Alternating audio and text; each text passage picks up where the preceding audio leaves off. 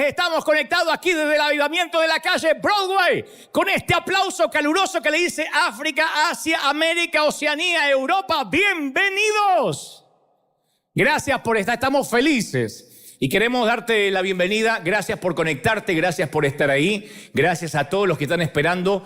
Hace un ratito presentamos gente que vino de todas partes, gente que viajó 28 horas para estar, que decía que nos veía a través de estas transmisiones, como la querida familia de Minnesota, como nuestro Julián Wage, que está aquí también con su familia, y todos los que nos visitan semana a semana, y a ustedes que se suman. Antes de transmitirte lo que creo Dios me dijo que te diga, quiero que veas esta familia. Esto es River Lighthouse. Lo que nosotros hacemos cada, 3 a 4 veces por semana. Algunas de estas las pasamos en televisión o las ponemos al aire porque creo que estas historias nos identifican. Y fundamentalmente no solo nos identifican, sino que, digo siempre, no le cambia la vida a nadie. Pero vaya que se las hace un poquito más fácil. Caramba, que los ayuda a que puedan tener un peldaño más alto del que venían, y cuando la vida se aligera un poco más y ellos ven de que no hay nada, no hay proselitismo, que no se les pide que cambien de religión, únicamente les pedimos, si tienen a bien, permitirnos orar por ellos. Hasta ahora nadie se ha negado. Si algún día nos dice, no quiero que oren por mí, no lo vamos a hacer. Ni te vamos a sacar los muebles de vuelta, ¿no? Pero hasta ahora todos dicen sí. ¿Quién dice que no? ¿Quién dice no, a mí no me bendigan? Independientemente que sean católicos, agnósticos, testigos de Jehová, musulmanes, judíos, protestantes, no importa. Todos aceptan esta bendición. ¿Por qué? Porque vamos, y esto es iglesia, una familia que los va a conmover, y esto tiene que ver con tu semilla. Miren. Esto es iglesia, y ese aplauso va para ustedes que hicieron posible, para tu semilla, para tu siembra. Eso es lo más maravilloso. Nada que agregar. Muy bien. ¿Estamos listos?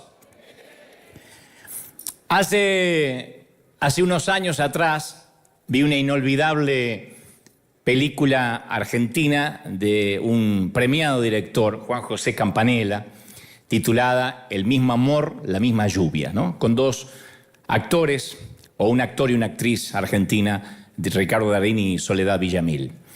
Y entre otras cosas se trata de una pareja que se vuelve a ver después de 2 décadas, ¿no?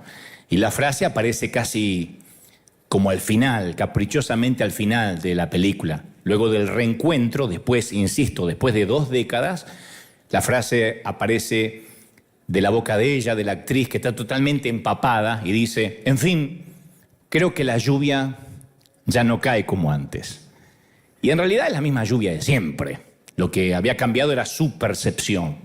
Esa misma lluvia que hacía años a ella le despertaba su costado más romántico. Hoy, 2 décadas más tarde, tenía sentimientos diferentes porque la vida la había cambiado. Eso no sucede, la vida nos va cambiando. Va cambiando nuestra percepción y va cambiando nuestra manera de sentir también.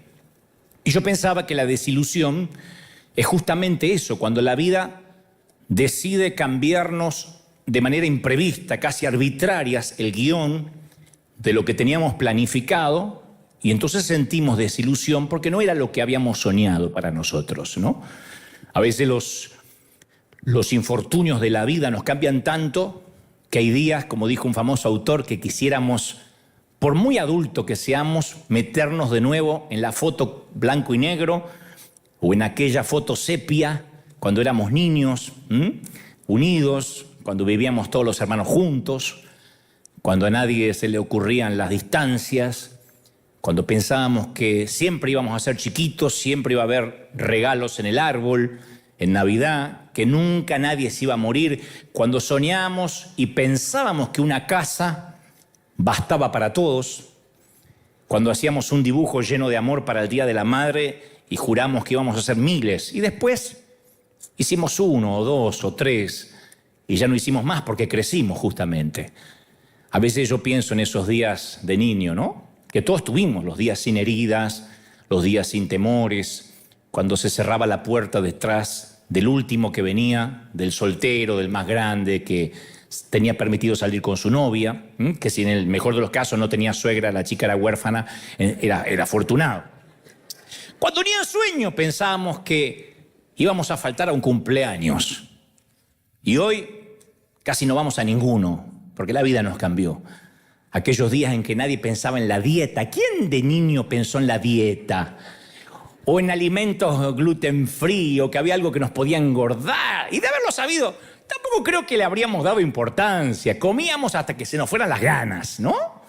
Entonces mamá decía, coman que hay más, estoy friendo más. Lo que sea que estaba friendo o fritando, nosotros comíamos más. Y yo para aquel entonces era el Dantecito, un niño delgaducho, cuyo único sueño por aquel entonces, en aquellos días lluviosos, era el olor a las tortas fritas, que es algo que se estila mucho allá por el sur de América, ver una película en blanco y negro, compartiendo con mi papá, de Far West, o leer con voracidad libros que estaban desparramados por toda la cama. Me acuerdo que ese era el recreo que teníamos nosotros, ¿no? Había un montón de libros, toda clase de autores, de géneros. Y mamá decía, tienen que leer mucho porque eso los va a ayudar en la vida. Y yo leía con placer, con ganas y hasta con cierto desorden, aleatoriamente, lo que venía a la mano, ¿no? Y me podía pasar una tarde entera a bordo del navío de Sandokan, navegando en un bote por el Mississippi con Tom Sawyer o junto a la chimenea en la cabaña del tío Tom. Y no se me hubiese cruzado por la cabeza nunca que algún día mis hermanos iban a morir, por ejemplo. Nunca se me hubiese ocurrido que alguna vez me subiría a un avión, que me iría a vivir a la otra parte del mundo y que a alguien le podía interesar escucharme. Nunca lo hubiese pensado en la vida. No me escuchaba nunca en casa. Nunca pensé que iba a subir a un avión porque nunca fui a ningún lado. Mi papá no me llevaba ni a vacunar, a ningún lado. Y hace un tiempo regresé a mi casa de la infancia, hace unos años atrás. Y todavía mis padres vivían. Y me di cuenta que el barrio en el que crecí envejeció y me produjo desilusión. ¿Qué esperaba, no? Pero envejeció. La antigua panadería tiene un cartel que se vende. Y yo pregunté, ¿por qué si hacían pan tan rico? ¿Qué pasó en estos últimos 40 años para que la cerraran? El almacén de la esquina tampoco existe, ya no está. Los niños crecieron, emigraron, volaron su propio vuelo. La mayoría de los vecinos son viejos solos. Le pregunté a mi papá, ¿y qué del Tano de la Vuelta? Murió. Y el gallego de la esquina murió. Y el turco de acá que tenía el negocio murió. Le digo, vamos a empezar al revés. ¿Quién vive en el barrio? Los que fueron novios de la secundaria están divorciados. Los muchachotes que jugaban a la pelota en la esquina son ancianos. Me hizo acordar una vieja canción de José Feliciano, ¿alguno se debe acordar? Pueblo mío, que estás en la colina. ¿Se acuerdan, no? Mira cómo se sabe en el coro todos. Tendido como un viejo que se muere, la pena y el abandono son tu triste compañía. Pueblo mío, así cantaba yo, te dejo sin alegría. Y me miraban los pocos que habían sobrevivido. Ya mis amigos se fueron casi todos, dice la canción. Y los otros partirán después que yo. Y eso por la misma ofrenda te estoy cantando, ¿eh? Lo siento porque amaba su agradable compañía, mas es mi vida y tengo que marchar. Pueden aplaudir, no hay problema, yo...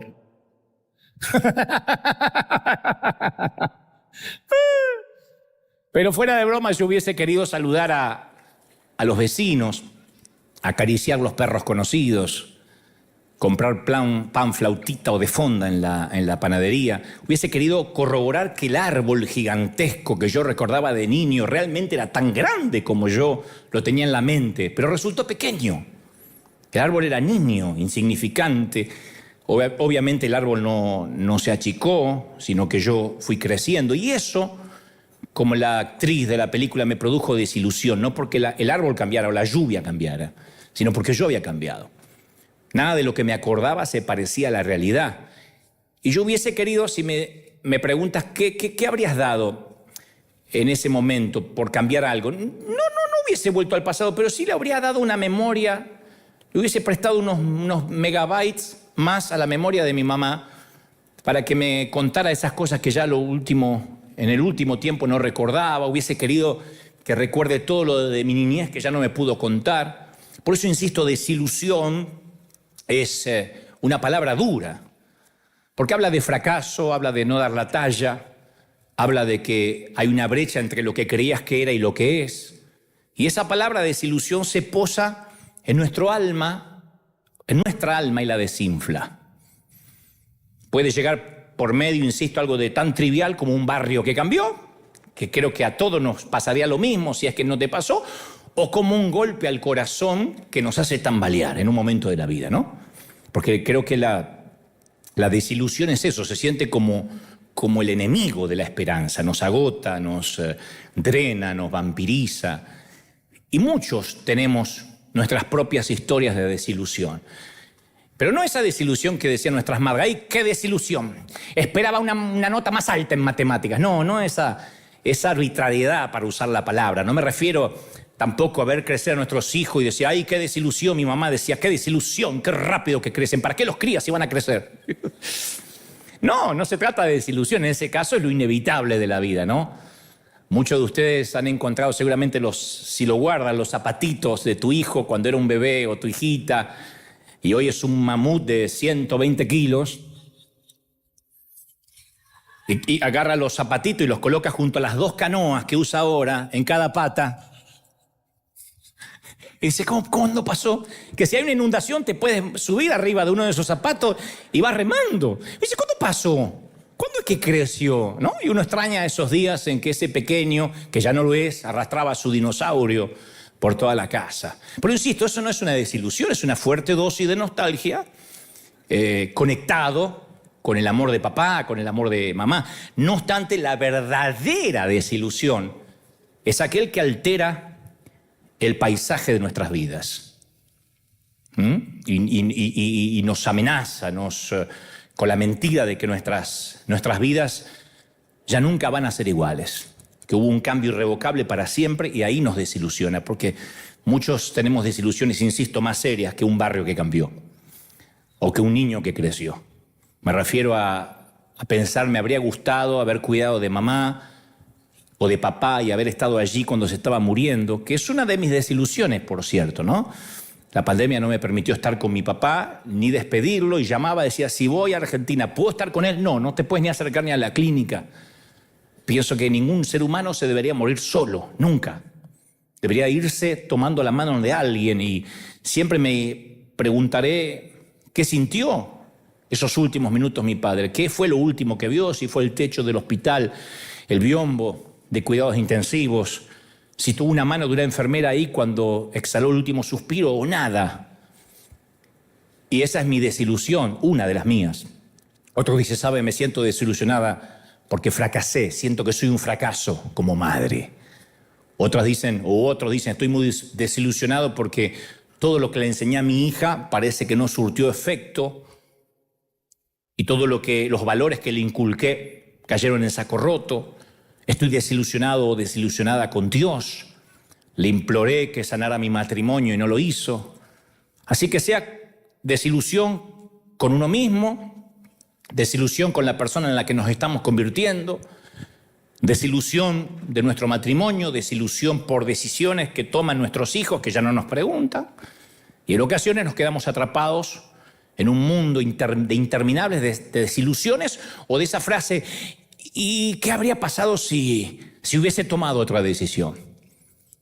A eso se le suma la desilusión por la elección de una carrera, porque ya no podemos regresar el tiempo atrás. El tiempo es un gran timador que nos hace creer que podemos hacer mañana lo que debimos haber hecho ayer, y se nos va escurriendo el tiempo entre los dedos como arena.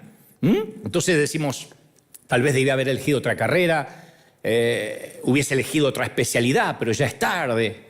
Desilusión por la elección de un cónyuge. Espero que eso no pase acá, pero pasa en el otro servicio, en el segundo. Hay muchos desilusionados, ¿no? Y piensas, si tal vez me hubiese casado con ese otro tipo guapo, tal vez que se ve tan seguro de lo que quiere, tal vez mi vida hubiese sido diferente. O desilusiones más graves que esa. ¿Hay más graves que esa? Sí. Si yo me hubiese esa noche ofrecido para conducir a casa, no habría ocurrido el accidente. Yo sabía que mi esposo había tomado un poquito de más, y si yo hubiese insistido en que quería manejar, o que esa noche hubiésemos quedado a pasarla, a pernoctar en un hotel, varias vidas no habrían cambiado para siempre. Y si me hubiese negado a realizar aquel aborto, Y si hubiese dicho no esa primera vez que me invitó a tomar un café y esa aventura me costó todo porque tiré mi vida por la borda por un hombre que no lo valía. Entonces, nos desilusionamos por cosas que hemos hecho. Nos desilusionamos por cosas que no hemos hecho. Nos desilusionamos por cosas que otros nos hacen. Y eventualmente nos desilusionamos con Dios, aunque nos duela. Y en la iglesia no solemos impartir la materia, ni en los seminarios bíblicos, ni en los mensajes. Hoy vamos a hablar de desilusión, prepararnos porque va a venir. No lo hablamos porque tratamos de evitar el tema. Y para empeorar las cosas, nuestros hijos tienen muy poca idea de cómo manejar la desilusión. Porque como nosotros venimos de tantas desilusiones, el umbral de resistencia de ellos ante la vida es muy bajo. Y se pueden desilusionar terriblemente porque ya salió el iPhone nuevo y no lo puedo tener. Me quiero matar. Y uno dice, te voy a matar yo antes que el iPhone. ¿No? Porque tienen un umbral de resistencia muy bajo. Y eso es culpa nuestra. Eso no lo heredaron de Andrómeda. Eso viene de los padres. Que no queremos que se desilusionen, no queremos que se traumen. Y nos hemos olvidado de enseñarle a nuestros hijos a vivir la desilusión. Por eso a veces tiran la toalla a la primera dificultad. No voy a hacer más nada en la vida. Busqué trabajo 2 días y no conseguí. Señor, o te lo llevas o te lo mando. Pero queremos proteger a nuestros hijos de todas las desilusiones de la vida y no se puede. Porque cuando uno lo intenta o lo intentamos torpemente, le hacemos daño. Porque la desilusión es parte de la vida, tiene que pasar. Entonces, cuando no conocemos esta realidad, tendemos a ver la desilusión como un desastre, en vez de verla como una oportunidad para crecer, para madurar. Por esa razón digo es que debemos aprender a reconocer la desilusión como una suerte o como un medio para redireccionar la vida, como un cambio en medio de la ola y no como un final del viaje. Yo he estado en algunos países del norte de Europa o incluso en el sur de la Argentina, lo más lejos de aquí, el final de la tierra, y los inviernos son muy duros. Los parabrisas de los autos siempre están quebrados, rajados, y son tan crudos que, por ejemplo, si visitas Noruega, en pleno invierno solo hay 1 hora de luz solar. 1 hora de día. Y la oscuridad, que usted dice, bueno, qué lindo, dormiría todo el día. No, es deprimente. La oscuridad es fría, es implacable. Y quizás es como así te sientes hoy, con un invierno que no se termina, porque has orado y ya no te quedan palabras para orar. Hiciste todo lo que se supone que debías hacer. Y además de eso, observas a tu alrededor y ves que los demás se van ajustando con su vida. Claro, ellos tienen su momento de crisis, pero no es como la nuestra. Nuestra crisis parece un invierno que no se termina nunca. Y yo creo que tenemos más dificultades para hacer las paces con la desilusión que con el dolor. El dolor como que decimos, bueno, duele. Pero la desilusión es algo que nunca terminamos de aceptar. Y cuando voy a la Biblia hay una gran cantidad de historias que encarnan nuestras preguntas de la desilusión. Señor, ¿por qué dejaste que esto pasara? Pregunta que cualquiera hace. ¿Por qué si hay un Dios dejó que eso pasara? ¿Por qué no intervino si pudo haberlo hecho? Y ahí, muy cerquita de la herida, muy cerquita del dolor, de la cicatriz, ponemos a Dios en el estrado del acusado. Él tenía el poder para detener la violación. Era Dios. E hizo caso omiso, no lo detuvo. No detuvo al violador. Él se quedó parado allí cuando un adulto me estaba robando la inocencia de niña y no intervino. Dios permitió que el tirador ingresara a un colegio y matara a un montón de chiquitos inocentes. ¿Por qué no lo hizo morir de un infarto cuando cargó el arma el francotirador? Y Jesús entiende esas preguntas angustiosas, que a veces para nosotros son obstáculos insuperables que aunque seamos cristianos, aunque vengamos a la iglesia, las llevamos de por vida. ¿Y por qué Dios hizo? ¿Por qué Dios no? ¿Por qué lo permitió? ¿Y por qué no intervino? Jesús oyó, Dios también oyó muchas cosas parecidas a lo largo de todas las Escrituras. Éxodo 14:11 dice, ¿acaso, le dicen a Dios, le dicen a Moisés y a Dios, no había buenos sepulcros en Egipto que nos sacaste acá para morir en el desierto? Hubiésemos muerto en el desierto, allá en Egipto. Salmos 44, 23 dice, despierta, Señor, ¿por qué duermes? No nos rechaces para siempre. Dormilón. Y seguimos leyendo la Biblia y encontramos muchos de estos requerimientos hacia Dios. Lucas 10:40 dice, Señor, ¿no te importa que mi hermana está sirviendo sola? Que mi hermana está ahí tirada a tus pies y yo estoy sirviendo sola. ¿No te importa? Una de las amigas de Jesús. Maestro, ¿no te importa que nos ahogamos? ¿No veas que perecemos? Hay un montón de Dios no te importa en la Biblia. Y el enemigo toma cada una de esas oportunidades y destila su veneno para susurrar sus mentiras a nuestros oídos. Y Jesús nos invita a seguirlo, aunque a veces no comprendamos lo que está haciendo. La pregunta que yo me hago siempre es, ¿voy a amar a Dios a pesar de que a veces no lo entienda? ¿Amaremos a Dios aunque no lo entendamos? A alguien, 2, 3 deberían decirme sí, amén, pero ¿amaremos a Dios aunque no lo entendamos? Porque, a ver, por lo general nos resulta mucho más fácil expresar la desilusión de nosotros mismos o de otra gente que la insatisfacción con Dios. Decimos, no, pero no me atrevo a decir que Dios me desilusionó. No decimos en voz alta, estoy desilusionado contigo, Dios, pero lo pensamos. No lo decimos porque nos parece algo malo, incluso blasfemo. Se supone que la vida cristiana es victoriosa. Entonces nadie desea ponerse de pie en un servicio y decir, hey, yo quiero decir que estoy desilusionado con Dios. Me casé con este pensando que era un príncipe azul, se me hizo sapo en 1 mes y medio. Me casé con esta diciendo que la mamá vivía lejos, se vino a vivir con nosotros a la semana y media. Estoy desilusionado con Dios. No, uno no dice eso, uno quiere expresar lo correcto, uno quiere expresar lo espiritual, uno quiere decir algo que los demás aplaudan, digan amén. Si tal idea está en nuestra cabeza, que Dios mismo nos desilusionó, y eso se esconde en lo profundo del alma, tenemos que dejarlo salir. Hoy es un día para decir, sí, hablemos a calzón quitado. Quiten esa imagen mental, es una frase nomás. Hablemos a calzón quitado. Porque las emociones que quedan en la oscuridad son un caldo de cultivo donde la inmundicia tóxica después se reproduce más rápido y después un día no queremos ni venir a la iglesia. La compulsión por decir lo correcto explica por qué nos enfermamos espiritual y emocionalmente. Porque todas esas mentiras, bueno, estoy desilusionado con Dios, pero tengo que decir lo contrario de la boca para afuera, esas mentiras provienen de la cripta más profunda del infierno. ¿De verdad? ¿Creemos que Dios se va a horrorizar si le decimos lo que sentimos realmente? ¿Le hacemos un bien a nuestro alma fingiendo? Ay, no, pero está bien, yo te amo, Señor. No, a veces decimos, no, me fallaste. No es que Dios te falló, pero es lo que uno siente, la percepción de que la lluvia ya no cae como antes. Es la percepción. El amor de Dios es aguerrido, como para tratar cualquier cosa que sintamos. No nos va a fulminar porque dudemos, porque pensamos que nos soltó la mano. Entonces uno tiene que detenerse y reconocer la verdad. A veces sentimos que Dios nos desilusiona. No lo hace, pero así es como nos sentimos. Y si viajas por algunas páginas de la Biblia, te vas a encontrar continuamente con hombres y mujeres desilusionados. Eva enfrentó la desilusión de saber que su decisión de desobedecer a Dios hizo que en la familia hubiera asesinato. Un hermano mató al otro. En medio de los contemporáneos, Noé era el único que caminó con Dios. Si tus días te parecen tristes y solitarios, imagínate ser la única familia en el mundo que honra a Dios. Miren a Job, que no solo perdió su familia, sus pertenencias, también perdió la salud.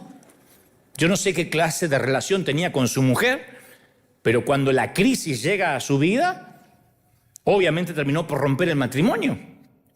Vamos al Nuevo Testamento a ver si las cosas mejoran. Ya el Mesías anda por aquí con zapatos humanos. Y no, la desilusión permaneció en la realidad diaria. Piensa en las 2 amigas de Jesús, Marta y María. Cuando más necesitaban al Señor, el tipo llega tarde y el hermano se les muere. Ustedes dicen, bueno, pero todo cambió después de la resurrección. No, miren la desilusión en la vida de Pablo, que cuando se convierte en un apasionado seguidor de Cristo, más desilusiones tiene el tipo. Sufre naufragios, azotes, cárcel, apedreamientos. Y con todo hace una declaración profunda en Romanos 5:2. Dice, así que nos regocijamos con la esperanza de alcanzar la gloria de Dios. Y no solo esto, sino que nuestros sufrimientos también están buenos porque produce perseverancia. Y la perseverancia produce entereza de carácter. Y la entereza de carácter produce más esperanza. Y la esperanza nunca nos defrauda. Siempre las cosas van a salir bien si Dios está al control. ¿Sí o no? No. Alguien tiene que aplaudir más que eso si crees que la esperanza nunca defrauda. Nunca. Jamás. Lo que sí es que a veces actuamos como que Dios está obligado a hacer realidad todos nuestros sueños terrenales, ¿no? Y olvidamos que vivimos en un campo minado, en una zona de guerra, donde la munición a veces explota y se producen bajas. Y cuando somos nosotros las víctimas, los sentimientos que nos llegan son de dudar de Dios. Nos cuestionamos si Dios es bueno. Y hay un momento que hay que decidir. No te voy a timar, hay que decidir. ¿Confiamos en Dios o nos alejamos? Tú dices, mi papá también murió y no lo pude despedir. ¿Confías en Dios o te alejas? Es un camino que en un momento, una intercesión que uno llega en la vida. No te puedo decir que por tener a Cristo vas a estar libre, exento de problemas, de tragedias, de infortunios. No lo queremos en la vida.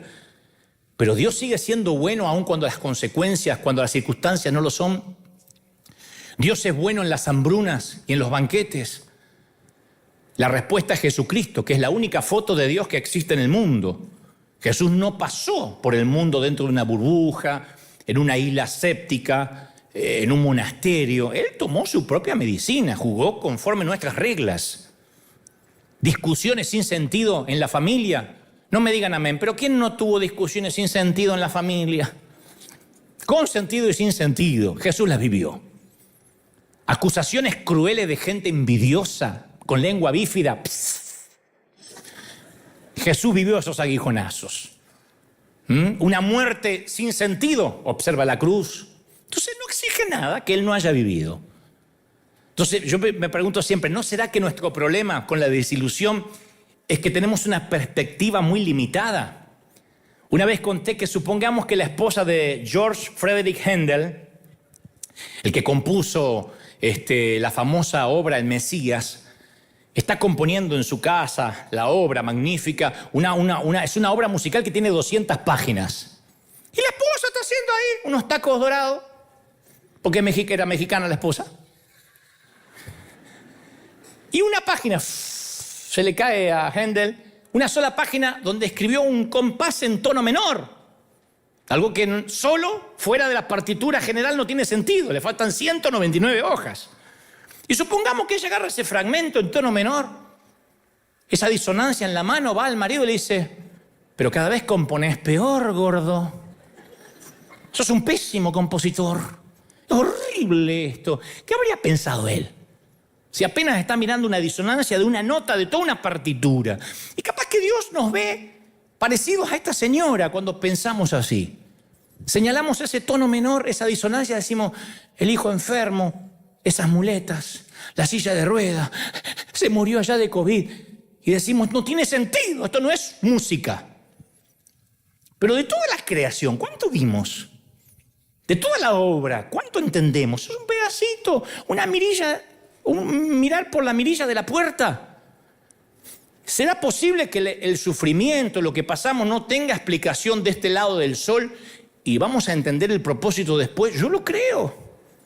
No creemos que las maravillas del cielo van a ser tan grandes que todas las dificultades de acá van a ser un tema menor. Mi suegra se quedó en casa. Mira, pero ¿qué importa? Mira dónde estoy. Sí, tuve que despedir a mi padre mucho antes, pero mira, aquí me lo reencontré. Pablo dice, esta leve tribulación momentánea produce en nosotros cada vez un excelente y eterno peso de gloria, magnificente, grande, enorme. ¿Lo cree de verdad, sí o no? Lo que venga le va a dar significado a lo que te está pasando. Entonces hay que dejar que Dios termine su trabajo, que el compositor termine su sinfonía en tu vida. Hay días buenos, hay días malos, pero Dios está en todos los días, ¿sí o no? Alguien tiene que decir amén. Dios está en todos los días, en los malos, los buenos. Cuando uno dice, está bien, entiendo, la desilusión con Dios en algún punto la puedo comprender, pero después viene la desilusión con lo que hemos hecho. A veces decimos, yo me llamo cristiano. Nos miramos al espejo y decimos, o digo, traicioné a quien amaba. Si alguien averiguara lo que hice, estaría frito. Y a veces nos cuesta horrores perdonarnos. Cuando Pablo escribió que nuestra deuda era borrada por Cristo, él hablaba de algo que nosotros desconocemos, que los escritores en la época del apóstol escribían en pergaminos o papiros y la tinta no tenía ácido. Entonces, mientras que escribían, no necesitaban gomas de borrar ni liquid paper. Cuando escribían, mientras que la tinta no estaba seca, literalmente lo podían lavar, limpiaban el papel o con la mano así, como no tenía ácido, la tinta se iba. Esta es la imagen que Pablo tenía en la mente cuando él dice, limpió la deuda, limpió nuestras pizarras. No solo Dios te perdona, sino que se olvida de que se olvidó que te perdonó. No hay más huella de las palabras, no hay más huellas de lo que hiciste, lo que fue en tu vida. No hay más. ¿Estás contento por eso, sí o no? Después está la desilusión de lo que uno no hizo, que eso hasta duele más. Si tan solo hubiese hecho las cosas diferentes. Si tan solo hubiese salido 10 minutos más tarde. Esas cosas nos atormentan. Ay, por 10 minutos ese día, mira, yo iba a ir al baño. Si iba a ir al baño, el accidente no pasaba. Nos vuelve loco. Nos vuelve loco el si hubiera pasado. Si le hubiese dicho a mi hijo que esté de vuelta a las 10, pero no le dije. Lo que no hemos hecho. Y la lista es interminable y nunca deja de castigarnos. Pero yo creo que los si tan solo que nos topamos en la vida nos pueden volver locos si nos olvidamos que Dios está al control. Yo te voy a recetar, no me voy a hacer el terapeuta, pero te voy a recetar el Salmo 139, que se lo anoten por ahí. El Salmo 139 es para los si tan solo. Si tan solo hubiera, si habría. El Salmo 139 está escrito para los si tan solo. Dice, oh Señor, tú examinaste mi corazón y sabes todo acerca de mí. Digan conmigo todo, no una parte. Sabes cuando me levanto y cuando me acuesto. Conoces mis pensamientos y cuando me encuentro cerca o cuando me encuentro lejos. Me ves cuando viajo y cuando descanso en casa. Sabes todo lo que hago. Sabes lo que voy a decir antes que diga la palabra Señor. Vas delante y detrás de mí. Cada día de mi vida ya estaba registrado en tu libro. Cada momento de mi vida estaba diseñado antes que el día pasara. Esto me lleva a la conclusión de que no estamos en una cuerda floja, que no somos marionetas libradas al azar, que cada día está estipulado y nadie se va a morir un día antes o un día después del día que Dios haya decidido que te tengas que ir. Nadie. Por eso dije la vez pasada, no vivan con miedo. Si alguien dice, me voy a vacunar, vacúnense en fe de que la vacuna le va a hacer bien. No me voy a vacunar, no se vacune en fe de que no le va a hacer bien no vacunarse. Pero no, el miedo no conduce a nada. Ay, que me voy a morir. Un día vas a tener razón. Mi vieja siempre cuento que mi mamá me psicopateaba y aprovechame, hijo. Aprovechame porque un día voy a estar muerta. Un día me vas a besar y voy a estar frío.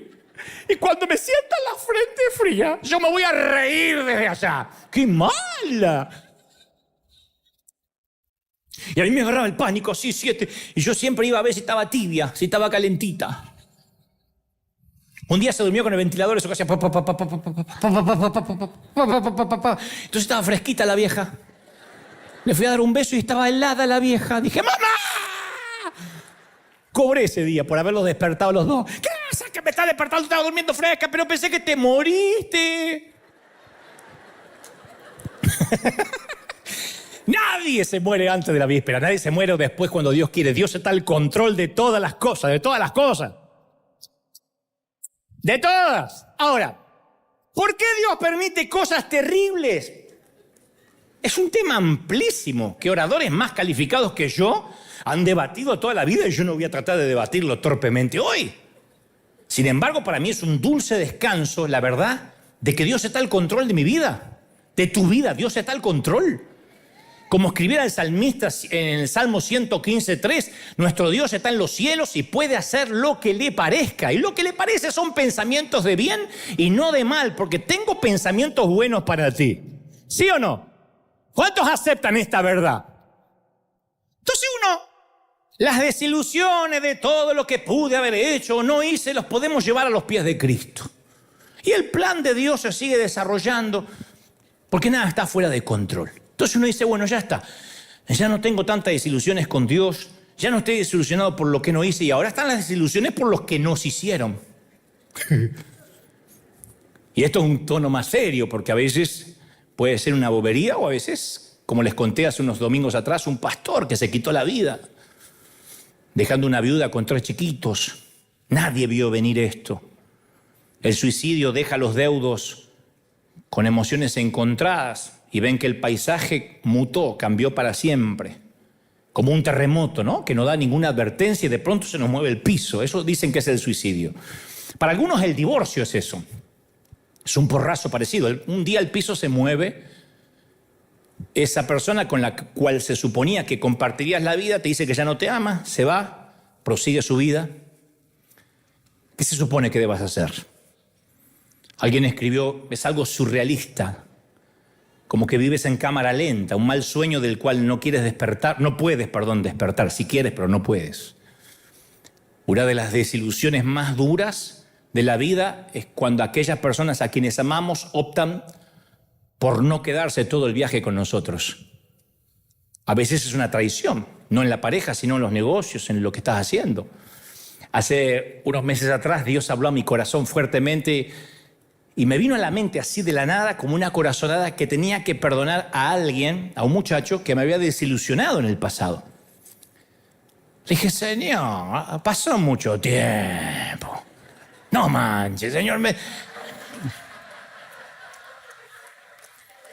Como yo no sé lo que significa, yo le hablo en mexicano al Señor y como Él se ríe. Se ríe, que igual hablaste así también. Yo le dije, no lo vi en 25 años. Porque uno, viste que perdonarle al chinito que se te cruzó recién en la esquina, bueno, lo perdono al chino. Porque hace un ratito lo mandé a China con el insulto. Pero ahora, yo digo, ni siquiera sé cómo ponerme en contacto con alguien que no veo hace 25 años. Y reflexioné sobre el agravio, ¿no? Y me di cuenta que cada vez que este nombre aparecía en alguna conversación, así es como que se me comprimía el pecho. Yo no lo veía como una falta de perdón. Yo lo consideraba una herida justa por la causa de Cristo.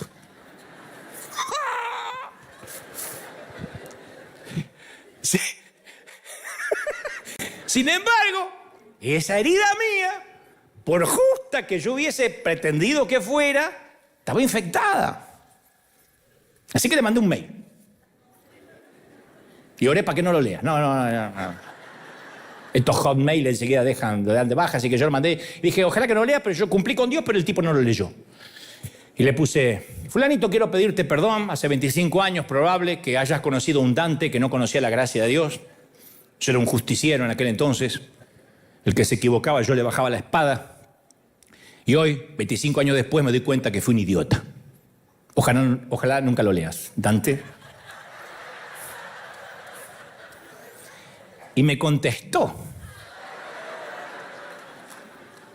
Me dijo, no te preocupes, Dios.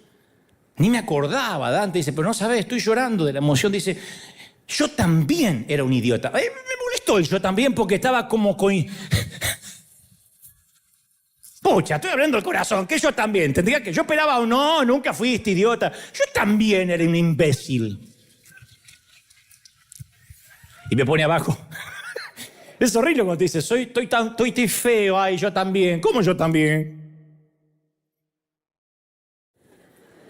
Y me pone, perdóname, por favor, yo también era un imbécil. Y perdonar, fuera de broma, nos liberó a los dos. A los dos. Nada se desperdicia. Pronto va a venir a visitarnos, así que se los voy a presentar y voy a decir, este es el imbécil de que les hablé. Y ustedes van a saber, ¿no? Nada se pierde, nada se desaprovecha. El rey David dice que Dios enjuga, clasifica nuestras lágrimas. Salmo 56, 8 dice, toma en cuenta mis lamentos, registra mi llanto en tu libro. O sea, cada lágrima es registrada. Y cuando alguien nos desilusiona porque nos hizo algo, por alguna razón ocurre, tal vez para darnos la oportunidad de perdonar o de pedir perdón. Y luego también tenemos desilusión por las cosas pendientes, por las cosas que la vida, la escasez económica no nos permitió. Escribí por ahí una frase en un libro, los besos y los abrazos que nunca di son los que más extraño. Y a veces uno extraña aquello que no pudo hacer.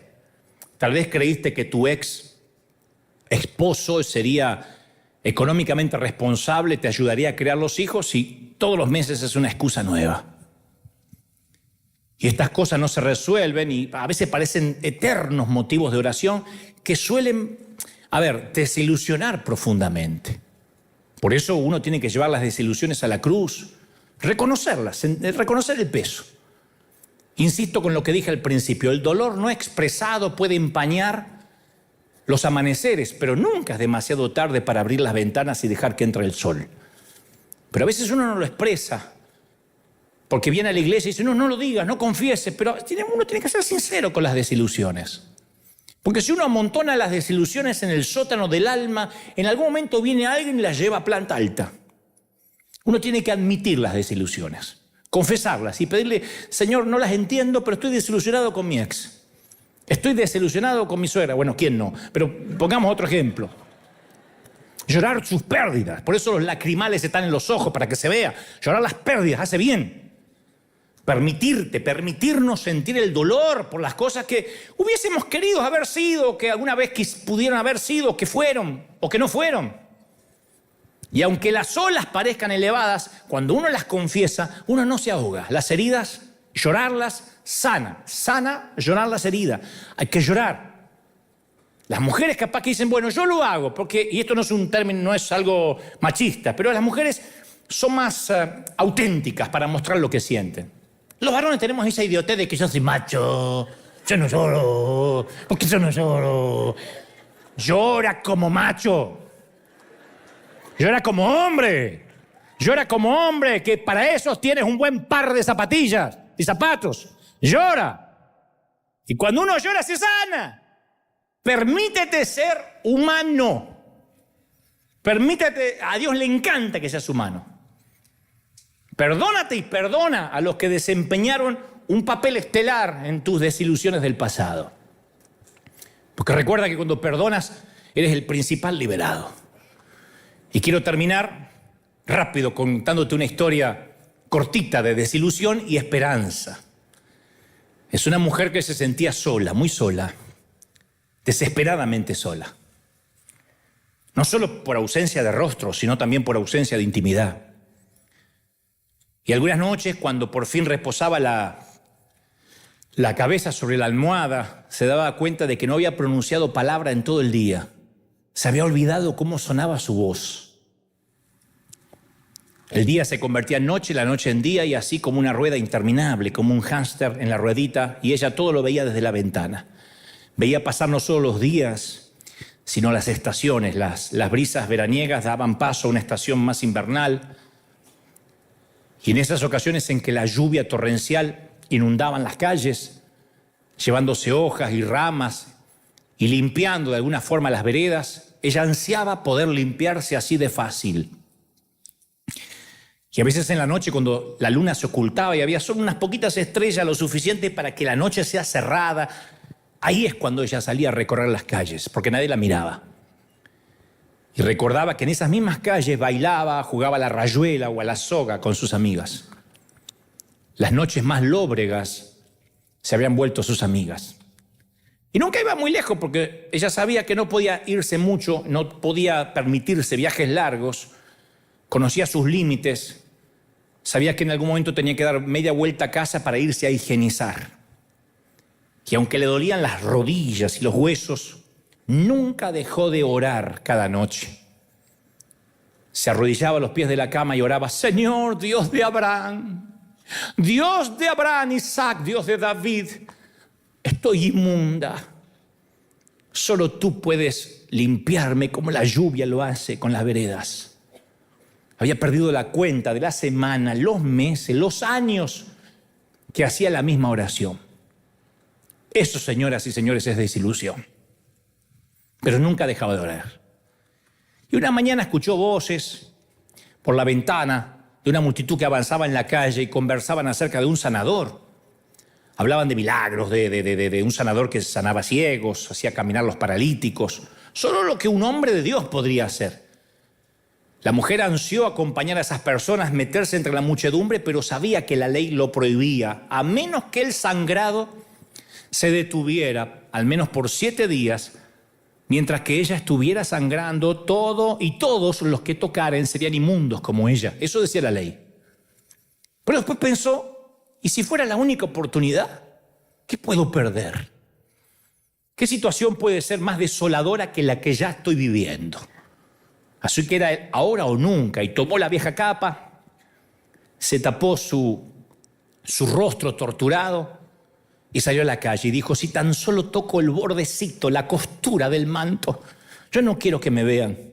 Tampoco le puedo pedir que me sane porque ni puedo mencionar lo que tengo. Las mujeres no hablan de un flujo de sangre constante, ni siquiera a sus médicos en los tiempos que les estoy relatando. Así que ella dice, si tan solo tocar el borde del manto. Y vio la oportunidad y aprovechó. Justo cuando el sanador se volvió para ir a la casa de un hombre, en ese momento se abrió una pequeña brecha en el gentío y ella, agachadita así, tocó el bordecito del manto y se fue. Con cada onza de fortaleza de su maltrecho cuerpo, se puso de pie y mientras que se iba a dar vuelta para regresar a su casa, la mujer sintió que toda una electricidad recorría su cuerpo. Contuvo un grito de alegría porque sintió que el sangrado se había detenido en ese instante después de más de una década. Casi iba a gritar, pero decidió irse sabiendo que el sangrado se había ido. Y en ese momento, el sanador se da vuelta y dice, ¿quién me tocó? ¿Quién? La mujer se llenó de pánico, quedó así. ¿Quién me tocó? Una inmunda había tocado al sanador y sintió que el corazón le paralizaba porque había violado la ley. Pero está desesperada, no la podemos culpar. Es vida o muerte. Así que sabiendo que ahora la podrían apedrear, se lanza a los pies del sanador y le dice, yo he sufrido de flujo. Le importa un cuerno, la vergüenza, lo que digan. Y fui sana y perdón que te toqué. Y el hombre la mira y le dice, hija, tu fe te ha sanado. Vete en paz y queda sana de la aflicción. Ve, tu fe te ha sanado. Oiga, nadie la había llamado hija, nadie le dirigía la palabra y nadie la llamaba hija. No obstante, él la llamó hija. Y me detengo en las últimas palabras del Señor. Le dijo que fuera, ve y sé sana. Pero ella ya estaba sana. En el momento que tocó el manto, la hemorragia se cortó. Entonces, ¿qué más necesita? ¿Por qué Jesús le aclara, ve y sé sana? Ya estaba sana. Ella necesitaba ser sanada de mucho más. Necesitaba ser sanada de todas las mentiras que durante más de una década habían resonado acá en la cabeza. Necesitaba sanarse de la desilusión. Necesitaba sanarse del odio hacia sí misma, de la baja estima, que pesaban como un abrigo, con un montón de peso encima de sus hombros. La mujer deseaba ser curada, pero Jesús quería darle plenitud. Por eso la palabra griega para salvación significa salvar y sanar. No es solo, ya acepté a Cristo, ya vengo a la iglesia, ya me bauticé. El Señor quiere que te sanes de la desilusión. Y la pregunta es, ¿le dijiste a Dios alguna vez en voz alta las desilusiones de tu vida? Caiga bien o no caigan bien. Porque el enemigo nos gusta atormentarnos con eso y lo metemos para adentro y nos asfixiamos un día. Un día vamos a morir atragantados por todo lo que no dijimos. Principalmente al enemigo que le encanta hacer pública nuestra basura y nuestra fetidez, nuestras cosas pútridas. Pero cuando le llevamos a Jesús toda la verdad y gritamos, sí, esto es lo que me pasa, se desvanece la culpa. Solo cuando uno le dice a Jesús, saca a luz aquello que considera uno irredimible, irrevocable, es cuando uno puede escuchar: hijo, hija, tu fe te ha sanado, ya está. No me quise divorciar, no quise hacer el aborto, tu fe te ha sanado. El evangelista Marcos cuenta que durante mucho tiempo esta fue la mujer de hemorragia. Mira a la mujer con problemas de sangre. Pero ahora ya nunca más la definirían por su problema, sino que ahora era la hija del sanador, hija, a la que Jesús llamó hija. No sabemos cuánto tiempo vivió esta mujer después de la curación, pero ¿querés que te diga algo? Seguro.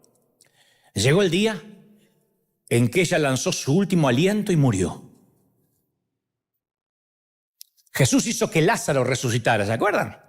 El hombre había estado en una tumba 4 días. Pero te digo otra cosa, Lázaro también una vez se murió, otra vez. Llegó un momento que de viejito, de lo que sea, se murió. Entonces la verdadera sanidad excede al físico. La verdadera sanidad es esa, hija. La comunión ininterrumpida con Dios. Pase lo que te pase en la vida, Él dice: hijo, ¿qué te pasa? Y solo ese apellido debería ponerte bien. El saber que eres hijo de Dios, hija de Dios. Hijo, tu fe te ha sanado. Por cada no que has recibido en la vida, Él te dice unos infinitos sí. Por eso Pablo estaba en lo cierto cuando dijo: no nos desanimamos, al contrario, aunque por fuera nos vamos desgastando, por dentro nos vamos renovando cada día. Porque estos sufrimientos ligeros, leves, pasajeros, producen una gloria eterna que vale mucho más de lo que sufrimos acá. Y tal vez uno de los aspectos más duros de la desilusión es que es debilitante. Yo sé, yo no te estoy subestimando. Bueno, deja de quejarte, yo sé lo debilitante que es. No es como la feroz angustia del duelo o de la angustia, o eso que viene de golpe, que es una cuestión de momento, de días, semanas, o en el peor de los casos, algunos años. No, yo te estoy hablando si estás pasando esos inviernos que no se terminan más.